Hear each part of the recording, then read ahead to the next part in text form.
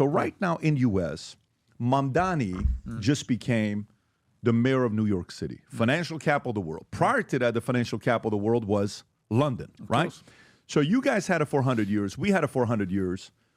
And, you know, when Americans sometimes look at Europe and they look at EU, they're like, wow, look, London's lost. They've lost their identity. Look what's going on to them. And we had Dominic Tarczynski, who was here from Poland. He said, we'll never do what London is doing. We'll never do what EU is doing. What can New Yorkers, if you can give them advice to what to look for? You guys have Sadiq Khan. I think he's the first three-term mayor in London ever, right? Muslim guy himself. What happened to London after he came in that New Yorkers can expect? It's interesting because I think there's been a slight mischaracterization of the comparison between Mamdani and Sadiq Khan. Before he answers that question, please don't forget to hit the like button, comment, subscribe, and share. Appreciate you guys, and let's unpack this. They're both Muslims, but Sadiq Khan is very much a establishment Labour figure in the UK. He's not a progressive woke left guy on many issues. Mamdani is full-on self-acclaimed socialist. That's not Sadiq Khan. Sadiq Khan, the parallel I said with Mamdani, he keeps winning elections because the opponents they put up against him have been universally useless. This is Sadiq. Yeah, so he's had a very easy run. And to be fair to him, he's won re-election twice. Mamdani was up against Cuomo, who I always felt was damaged goods. I felt if you're going to put a moderate up against him who actually was new and fresh and interesting, he probably could have done better, or she could have done better. So Mamdani had a bit of a clean run against a damaged guy, I felt. But there's no doubt this is a seismic moment for New York. I mean, it's the biggest city in America. It's one of the great capital cities of the world. It's, in many ways, the heart of capitalism itself. And here you've got a guy out there not just espousing a socialist philosophy, but it's seemingly utterly determined to try and deliver it. Now, I would say, look, Mr. Mamdani, this is all very well offering everybody everything for free, but there's a reason socialism hasn't worked anywhere in the world for any sustained period of time. At some point, somebody has to pay for this. So who's going to pay for all this? And the answer will be what's happened with the Labour government in the UK. The taxes aren't set by Sadiq. He has a tiny bit of power over local taxation. But the Labour government came in with a thumping majority just over a year ago. Massive, one of the biggest majorities of modern times, a real repudiation of years of very poor rule by the Conservative Party under a series of prime ministers. And they promised all sorts of things. You know, prosperity is coming, hope is coming, all these things. And it's been a complete disaster. And they're now about to unleash a budget in about 3 weeks' time, which they're already setting the stall by is going to be a total U-turn on all their pledges in the election campaign. They said they wouldn't raise income tax. They're going to. They said they wouldn't do this, wouldn't do that. They're going to do it all because they've realized they can't pay for all the promises they made. And I think this is what's going to happen in New York. How ugly things going to be in New York? Well, it's going to get very interesting politically. So it sounds like what his basis is, what he's setting up is a bait and switch, kind of like they promise one thing, but you're getting a whole nother thing. And this conversation gets brought up a lot with, socialism, things like that. And it's usually in regard to when you have a subset of people who just grew up underserved. I definitely, for one, grew up in that environment for sure. Single mother, 4 children, living in the very expensive part of the country, the Bay Area. Had services, had the SNAP, welfare, all the things. And it was tough. I'm not even gonna lie, it was hard. And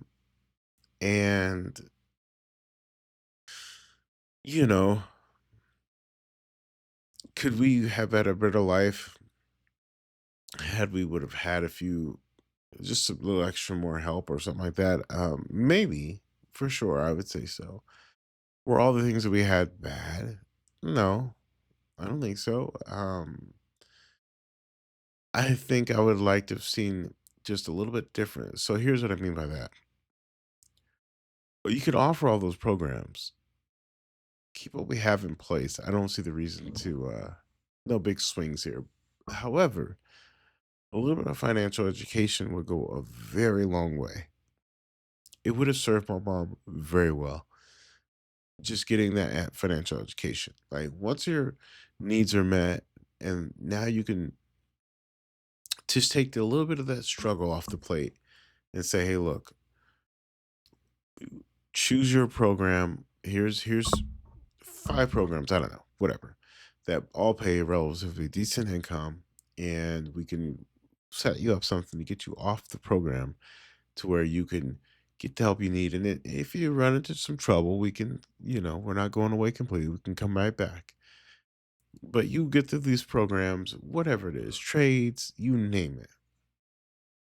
And we'll get on the program. Let's get on a 5-year plan to kind of like help you get out of that. Obviously, when the babies are young, a little bit harder. I think easier than that, a little bit easier now. Once your kid is about like 3 years old, so maybe you say starting from the age of when your kid turns 5 and up, we'll give you 5 years to get through something and support you financially. And also, we want to give you some financial education. Here's some videos you can watch. And then once you watch these videos, we want you to meet with so and so.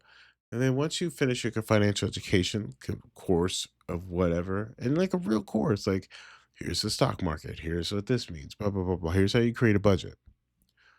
And then, like, really coming behind someone and really showing some, not just throwing money, endless money at the program, and not creating a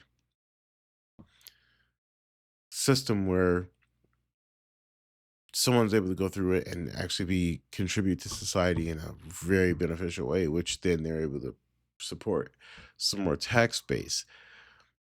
I wish it was designed like that instead of just how it is now. And I think people would probably be a little bit more feel better about their money going to good use. Doesn't mean like everyone will have a success rate, but at least it's something to like, hey, at this point, we have definitely tried. And sometimes it just takes that. But when you're a single mom, 4 kids, it's probably the last thing you could think about. But if you knew, like, hey, you got a person that's assigned to you who's going to help you, and really you're going to meet with financial advisors and understand the world, not to bore you to death, but just to understand, like, this is what we want for you. And here's how we see it, like a career plan, basically. And I know they did that at some point in time. I think it was during the Clinton administration where you had like 2 years to get your associates or something like that. And which I think is fantastic, but not everyone wanted to go that route. So I would have liked to see something like that. And instead of just criticizing the program, like, oh, it's just welfare and blah, blah, blah, and all these types of things. So when it comes to Mandani, I say all that to say, what he's basically ran on was affordability. It's weird to me that gets socialism gets brought up into that. We are a socialist country. We just choose to be on different levels. Companies receive subsidies all the time. 2008, the auto industry had the massive bailout and created a bigger thing. Like airline companies got massive bailouts. All these corporations get these bailouts. But when it comes to the average American family, their help is like begrudgingly. Not to say people don't take advantages. Sure, they do. Absolutely. But so do companies. Companies take advantage of it. So the hypocrisy is crazy to me. We've never, as Americans, have gotten discounts with some of these companies that we subsidize. We never once.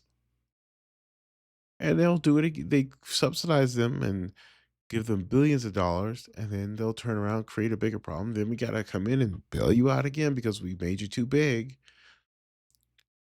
But we'll criticize the families, but we won't criticize these big, large companies that just take advantage, and a lot of the jobs go overseas. And it's weird to me. I don't know. Please don't forget to like, comment, subscribe. Let me know what you guys think about that. Let's continue on. Politically, I think, because Mamdani is clearly the most charismatic figure the Democrats have had, really, for a long time, since Obama, you could argue. Maybe even more charismatic than Obama, if you think about it. He's more engaging, actually. I think he's more engaging. And look, he's an Arsenal fan like me, a big Arsenal fan. So we have that in common. And It's not that I object to his aspirations. It's just that often with socialists, there's a complete disconnect between the aspiration and the ability to deliver. Now, if we come back in 2 years' time, let's be clear. If Mamdani, within 2 years, manages to deliver on his socialist agenda in a way that is deemed to be successful and popular, massive transformative moment for the Democrats leading into the next general election, I don't think he can. I think the opposite will happen. I think he'll either, like a lot of these guys, once they get power, pivot more to the center ground, or he will try and force through these socialist policies. It won't work, and he will become the stick to beat the Democrats with leading into the next general election. So there's massively high stakes here because the Democrats have nobody else who has any real charisma. Nobody. And in fact, the most charismatic people on the left in America right now, you could argue, are Mamdani, AOC, and Bernie Sanders. So you've got a bunch of socialists dominating the news cycle for them. Yeah, and what do you do with that, right? When you're seeing that part taking place? I actually agree with that. The Democrats, they have a weak bench. They don't really, I don't see anyone really coming in strong outside of those names. Because on the other side, Nancy Pelosi stepping down, Newsom, you hear that voice coming up, and you're an interesting place because you do business in New York, you have a property, I believe, in LA, you're in London, you're going back and forth, so you kind of are able to compare all those different climates. Nowadays, more than ever, the brand you wear reflects and represents who you are. So for us, if you wear a Future Looks Bright hat or a Valuetainment gear, you're telling. I think we get the picture here. Let me know what you guys think in the comments. And yeah, I think Mamdani, we'll see what happens. Let's give him a shot. With having said that, I get it. Like, someone's got to pay for it, which that was my question all along. I didn't like, just so I'm clear here, I did not like some of his policies on the rent stuff because I'm a landlord, and when Portland did this, it hurt, and I just can't sustain something like that. So I'm totally against that. Let's find another way, because it's not like you freeze your taxes. It's not like you freeze maintenance repairs. It's not like you do. So it needs to be some give and take there. But yeah, let me know what you guys think in the comments. Please don't forget to like, comment, subscribe.